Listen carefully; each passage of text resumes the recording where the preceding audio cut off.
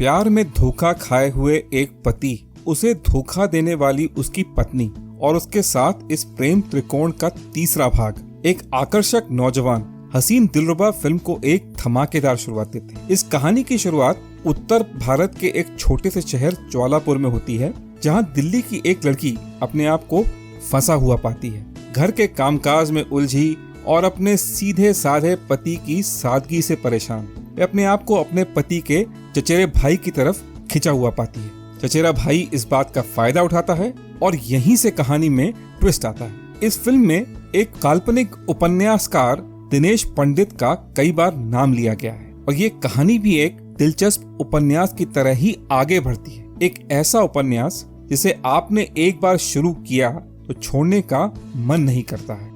इस फिल्म का नाम शान फिल्म के गाने जवानी जाने मन हसीन दिलरुबा के ऊपर आधारित है और इस गाने के बोल इस फिल्म की कहानी को बहुत अच्छी तरह से बयां करते हैं। मिले तो दिल जवां निसार हो गया, शिकार खुद यहाँ शिकार हो गया। मैं आपको पूरी कहानी नहीं बताना चाहता, पर अगर आप ये फिल्म देखेंगे तो आपको यकीन हो जाएगा कि मैं जो कह रहा हूँ वह बिल्कुल सच है। कनिका ढिल्लों, जिन्होंने हसीन दिलरुबा की पटकथा लिखी है, ने मनमर्जियां फिल्म की भी पटकथा लिखी थी और उस कहानी में भी एक लड़की अपने पढ़े लिखे, शांत और गंभीर स्वभाव के पति और अपने प्रेमी के बीच में अपने आप को फंसा हुआ पाती है। पर हसीन दिलरुबा की कहानी दो भागों में बांटी जा सकती है और फिल्म का दूसरा भाग दृश्यम जैसी सस्पेंस थ्रिलर की याद दिलाता है। और अगर हम इंस्पिरेशन की बात करें तो हॉलीवुड की black and white film noir श्रेणी की फिल्में भी कुछ इसी प्रकार की होती हैं। इन फिल्मों में हीरो और विलेन के अंदर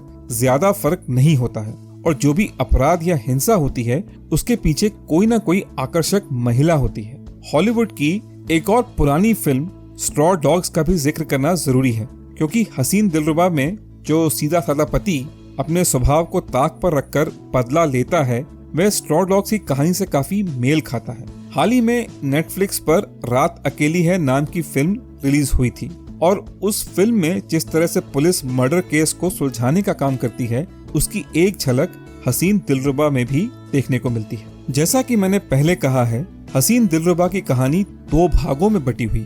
पहले भाग में कॉमेडी देखने को मिलती है और कनिका ढिल्लों ने इस भाग में अरेंज मैरिज का थोड़ा मजाक भी उड़ाया है। हम देखते हैं कि कैसे एक लड़के की माँ जब सास बनती है तो कैसे अपना सासपना दिखाने से बाज नहीं आती है। विक्रांत मासी की माँ का बस यही सपना है कि उनके लड़के के लिए एक सुंदर, सुशील और होमली लड़की मिले जो अच्छा खाना बनाना जानती हो। और दूसरी तरफ तापसी पन्नू, जो कि दिल्ली में पली बड़ी होती हैं, के सपने कुछ अलग ही होते हैं। वह दिनेश पंडित नाम के उपन्यासकार की बहुत बड़ी फैन होती हैं और अपने पति के रूप में उन्हें दिनेश पंडित के नॉवेल के हीरो जैसा एक जीवन साथी की ही दरकार होती है। जब वे अपनी इस इच्छा को विक्रांत मासी के सामने रखती हैं, तो विक्रांत मासी थोड़ा झल्ला के कहते हैं कि आपकी रिक्वायरमेंट्स तो 5-6 अलग अलग लोगों की हैं। फिल्म के शुरुआत में तापसी पन्नू और विक्रांत मासी के बीच में जो कॉमेडी के सीन हैं, वे काफी मनोरंजक हैं। जब विक्रांत मासी से तापसी पन्नू संभलती नहीं है तो वह अपने दोस्त से सलाह लेते हैं कि कैसे अपने पत्नी को कंट्रोल में किया जाए। मुझे ये भाग थोड़ा अटपटा लगा, क्योंकि ये छोटे शहरों और गाँव की संकीर्ण मानसिकता को दर्शाता है, पर शायद मैं इसे कुछ ज्यादा सीरियसली ले रहा हूँ और इसका उद्देश्य सिर्फ हमारा मनोरंजन करना ही था। और ये तो थी पहले भाग की बात, पर दूसरे भाग में कहानी पूरी तरह से सस्पेंस और रहस्य से भरपूर है। और जहां तक मेरा सवाल है, मुझे तो फिल्म के दोनों भाग ही पसंद आए। और अब अभिनय की भी बात कर लेते हैं। हसीन दिलरुबा की सपोर्टिंग कास्ट की जितनी तारीफ की जाए वह कम है। आदित्य श्रीवास्तव, जिन्होंने एक पुलिस ऑफिसर का किरदार निभाया है, उन्होंने बहुत ही बेहतरीन अभिनय किया है। यामिनी दास, जिन्होंने विक्रांत मासी की माँ और तापसी पन्नू के सास का किरदार निभाया है, उनकी भी तारीफ करना लाजमी है। इसके साथ दयाशंकर पांडे, जो विक्रांत मासी के पिता के किरदार में नजर आते हैं, और आशीष वर्मा, जो उनके बेस्ट फ्रेंड के किरदार में नजर आते हैं, ने भी अपना काम बखूबी निभाया है। हर्षवर्धन राणे, जिन्होंने एक छैला बाबू का किरदार निभाया है और जो तापसी पन्नू को अपने प्यार के जाल में फंसाते हैं, उनका अभिनय औसत ही है। तापसी पन्नू भी कुछ ज्यादा इम्प्रेस नहीं करती हैं। ये कहना जरूरी है कि तापसी पन्नू का किरदार काफी कॉम्प्लेक्स है। फिल्म के शुरुआत में उनका किरदार थोड़ा स्वार्थी होता है, और बाद में वह इस बात का पश्चाताप भी करती हैं। पर इन दोनों भाग के नाजुक फर्क को तापसी पूरी तरह से न्याय नहीं दे पाई है। उनका अभिनय फिल्म के कॉमेडी सीन्स में तो ठीक है, पर जब फिल्म सीरियस हो जाती है तो उनके चेहरे के एक्सप्रेशन हमेशा की तरह ही सपाट रहते हैं। जो ऊंचाइयां तापसी ने मनमर्जियां फिल्म में छुई थी, उसे वो आज तक दोबारा छू नहीं पाई। और अब बात करते हैं विक्रांत मासी की, जिनका अभिनय एकदम बेहतरीन है। विक्रांत मासी का किरदार भी तापसी पन्नू के किरदार की तरह काफी कॉम्प्लेक्स है। जहां शुरुआत में वे दबे और सहमे हुए नजर आते हैं, वहीं बाद में वह एक चालाक इंसान के रूप में नजर आते हैं जो बदला लेने में बिल्कुल भी नहीं हिचकिचाता है। और दोनों ही किरदारों को विक्रांत मासी ने बखूबी निभाया है। मुझे हसीन दिलरुबा फिल्म के डायलॉग भी काफी अच्छे लगे।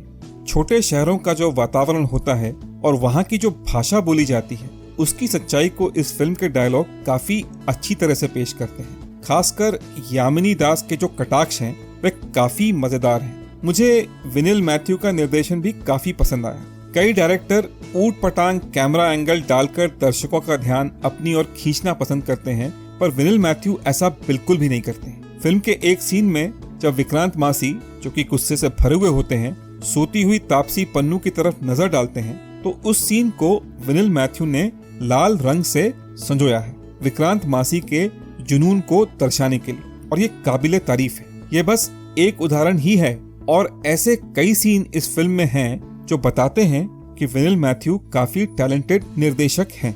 मुझे इस फिल्म के गाने और संगीत इतने खास पसंद नहीं आए, पर क्योंकि मैंने इसके संगीत को अलग से नहीं सुना है, तो हो सकता है कि ये बात मैं जल्दबाजी में कह रहा हूँ। फिल्म का म्यूजिक अमित त्रिवेदी ने दिया है, और शायद मुझे इस फिल्म के संगीत से इसीलिए कुछ ज्यादा ही आशाएं थी। और अंत में इस सवाल का मैं जवाब देना चाहूंगा, आप ये फिल्म देखें या नहीं देखें। मेरे हिसाब से ये फिल्म बहुत अच्छी है और इसे आपको जरूर देखना चाहिए, अगर आपका दिल कमजोर नहीं है तो, क्योंकि इस कहानी में जो ट्विस्ट हैं वे चौंकाने वाले हैं। छोटे शहरों, खासकर उत्तर भारत के शहरों की जो जीवन शैली होती है, उसको भी बहुत वास्तविक तरीके से इस फिल्म में दिखाया गया है। पर इसके साथ साथ उन सीन्स में जो कॉमेडी है वो भी काफी मनोरंजक है। इस फिल्म के डायलॉग काफी मस्त हैं, सपोर्टिंग कास्ट का अभिनय लाजवाब है, और विक्रांत मासी का अभिनय भी बेहतरीन है। मैं इस फिल्म को 5 में से 4 स्टार दूंगा, और आशा करता हूँ कि इस तरह की फिल्में और बने